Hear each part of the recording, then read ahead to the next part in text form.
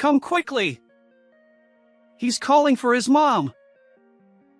My 8-year-old son, Ian, fell from the 3rd floor of our apartment building. My husband called to inform me that Ian is seriously injured and has been urgently transported to the hospital. His consciousness is hazy. I'm not going. I blurted out that response without thinking. But you see, that child. I swallowed the words I almost uttered and fell silent. In return, my husband spat out. What a cold-hearted woman you are! There was a deep reason behind my reaction. My name is Ruth, and I'm 35 years old. After graduating from university, I worked as a full-time employee at a publishing company. However, after getting married, I switched to part-time work. Our family consists of my 5-year-older husband, Noah, our 8-year-old son, Ian, and me. Noah is always busy with work, leaving all household chores and childcare responsibilities to me. Despite this, his income is meager, and the allowance he provides is minimal. I manage to make ends meet with my part-time earnings. The most stressful aspect of my life is dealing with Ian during his rebellious phase. He responds curtly when I talk to him, and his attitude worsens day by day. I find it challenging to handle him.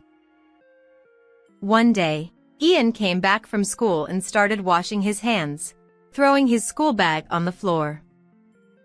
He usually put his stuff in his room right away, so I wondered what was wrong and peeked into the bathroom. What are you looking at? Why are you talking like that? It's obvious that I hate you.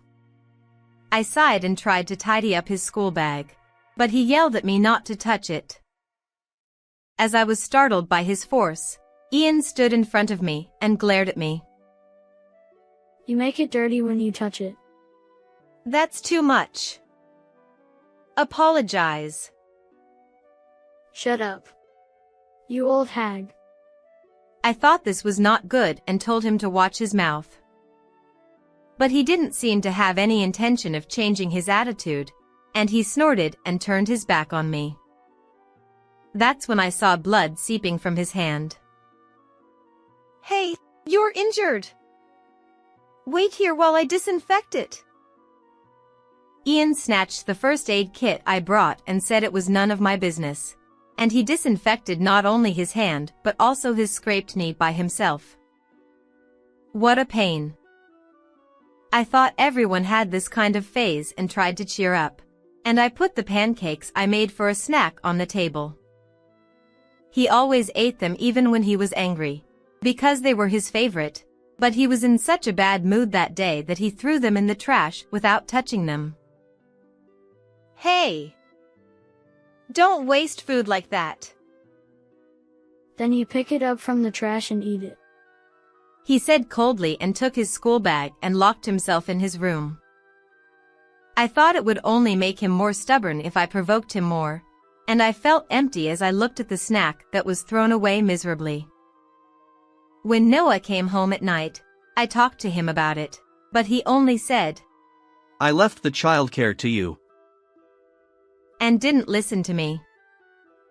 I was still worried about this relationship, so I asked him to talk to Ian when he had time.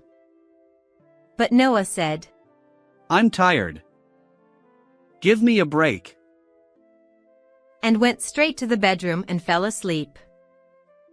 Ian's rebellious attitude towards me didn't change, and I spent my days in agony. A few days later, while Ian was at school, I was cleaning his room and I saw a diary on his desk. I wondered if it would be an invasion of privacy to read it, even though he was my son. But I was curious to know why he always acted so rudely to me, so I picked up the diary. That's when Noah called me. It's terrible. Ian fell from the 3rd floor of the apartment. What? I was shocked and didn't understand what he meant. Which apartment? I asked, and Noah hesitated and said, That is. I had a feeling I knew where he was talking about. Is Ian okay? He's in the operating room right now. What should I do? Noah was panicking, and I asked him where he was. He said he was at the emergency center in the next town. He said he got a call from the police while he was at work and found out that Ian had been rushed to the hospital. Please come right away. He's calling for his mom. There's no way I'm going. I blurted out without thinking. Because that child is. I was about to say something, but I kept quiet, and Noah spat out at me. What a cold-hearted woman you are. I apologized and asked him again about Ian's condition. He said Ian was seriously injured and barely conscious. Oh no! What should I do? I was flustered, but I got in the car and hurried to the hospital where Ian was taken. When I arrived, Noah was sitting weakly in the waiting room, looking down. Ian had broken his arm and leg and was undergoing emergency surgery. The police told me that Ian had fallen on a flower bed, which cushioned his fall, and that he had barely survived. The doctor told me to prepare for the worst, and I couldn't stop crying.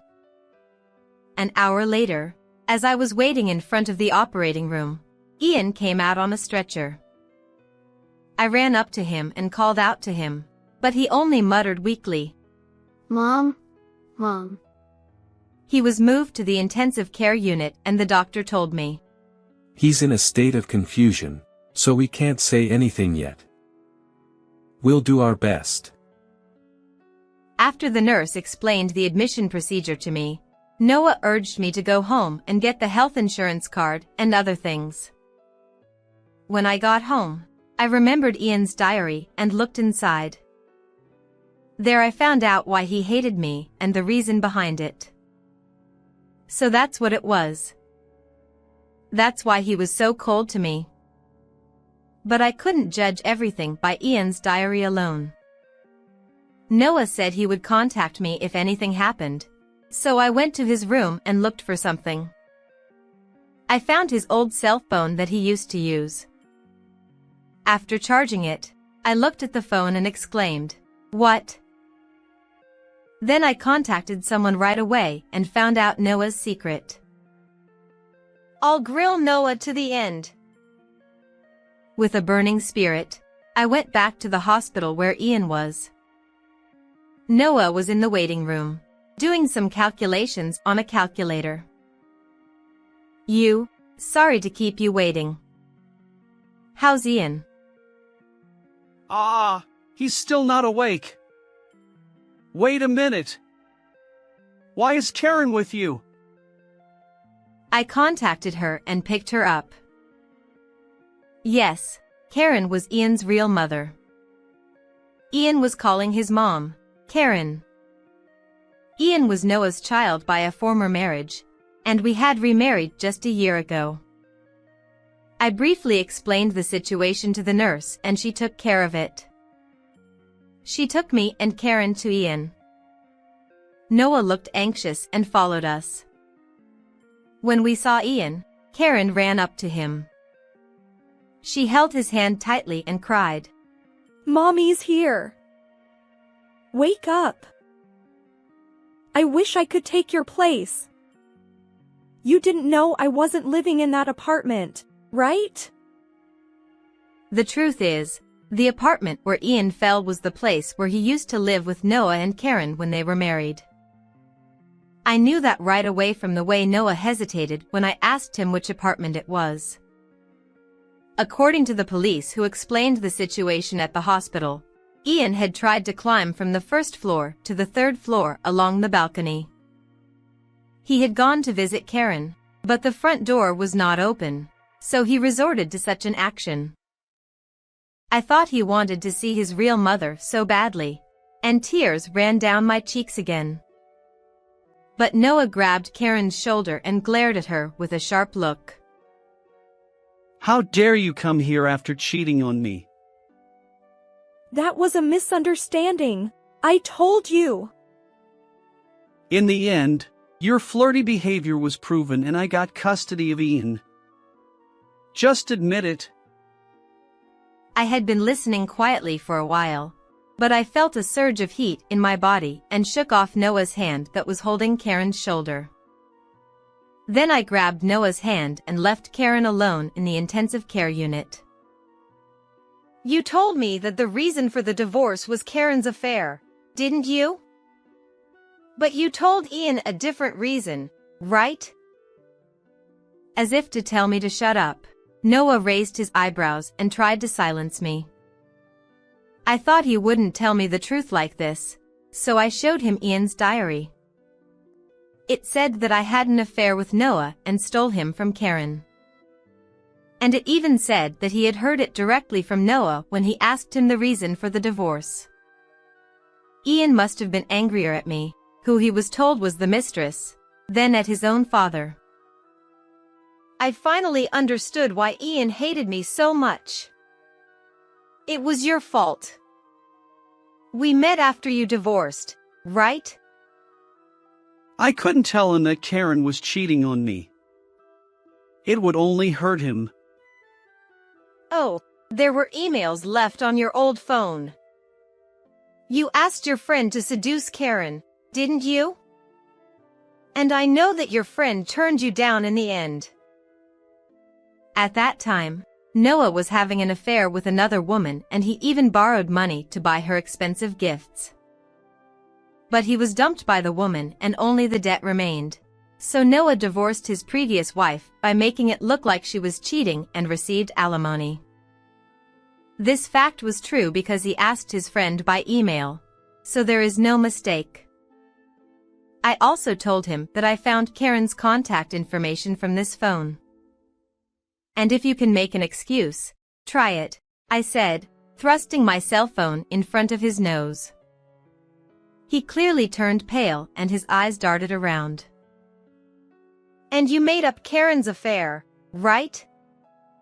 The photo you saved on your phone. This is a completely fake photo. What are you talking about? Are you trying to frame me? I was a photographer for a publishing company, so I can tell right away. You just pasted the face, so the position of the neck is slightly off. Look, here. As I pointed out that part with my finger, he started to sweat. An amateur wouldn't notice, but a professional photographer like me could tell at a glance. Noah was only told by me that I worked for a publishing company, so he probably never thought I was a photographer. So what? What do you want? Give Karen custody of Ian. He shook his head, refusing to listen, and said it was a joke. You just took Ian for child support, right? You still have debt, don't you? I found not only his phone but also a bill from a finance company in his room. The amount of repayment was still $30,000. You're crazy to spend so much on her. She said she wanted branded stuff and I couldn't say no. Oh, really? And how much did you get from Karen for Ian's child support for a month? It's $600. As I looked at his face, which whispered in a faint voice, I felt very sorry for him. It was wrong to separate Ian and his mother, who wanted each other, for the sake of alimony and child support. He apologized to me, trembling with anger. Please, do me one favor in my life. Pay off the debt with me. Rejected. How many favors do you have in your life anyway? He mumbled something, but couldn't say anything. Tell me one thing. Why did you marry me? I raised Ian for a year, but I realized I couldn't handle parenting. According to Noah, he was disappointed that I became a part-time worker after we got married, but he thought it was fine as long as I took care of Ian and he could pay off his debt a little bit. He was using 2/3 of his salary to repay his loan, so the living expenses he gave me were very low. And after Ian fell from the apartment, he was shaken because he thought he would lose the child support. I realized while I was calculating earlier, if Ian didn't make it, I would get the life insurance money, right? I was appalled by what was going on in his head at this point. I understand what you're thinking and what's going on. I see. Then, I'm divorcing you. And I'll make sure that Karen gets custody of Ian. If you keep this up, you might be charged with fraud for taking alimony and child support. Noah flinched at my words and looked around nervously, afraid of the police. He was at a loss for words. I told him that I had already introduced a lawyer friend to Karen, and he realized that there was no way out. He agreed to give up his parental rights. this is bad. What am I going to do about my debt? You made it, so you have to take responsibility for it. Bye. See you. I left Noah in a daze and went back to the intensive care unit where Ian and Karen were. I asked the nurse not to let Noah into the room because Ian didn't like him. Ian! Ian! Please, open your eyes. Ian slowly opened his eyes, as if he heard Karen's voice. The doctor came over and examined him, and said there was nothing to worry about. Mom, I missed you. Me too. They hugged each other tightly and rejoiced at their reunion. I talked to your dad. Ian, from now on, you can live with your real mom. Hell? I told Ian and Karen the truth that I heard from Noah. The child was 8 years old and seemed to understand well. Thank you. I was mistaken. That's okay. But your mistake was climbing up the balcony of the apartment. Don't do anything dangerous again. Yes, I promise. As I looked at Ian's smiling face, I felt that he finally found happiness. Karen stroked his cheek with joy and her face was wet with tears of gratitude. Thank you so much. I don't know how to thank you. I'm sorry for saying such awful things to you. And thank you. Ian's words touched me deeply and I burst into tears. I'll pass the baton of being a mother to Karen. Ian, you've been holding back so much, so spoil yourself with your mom.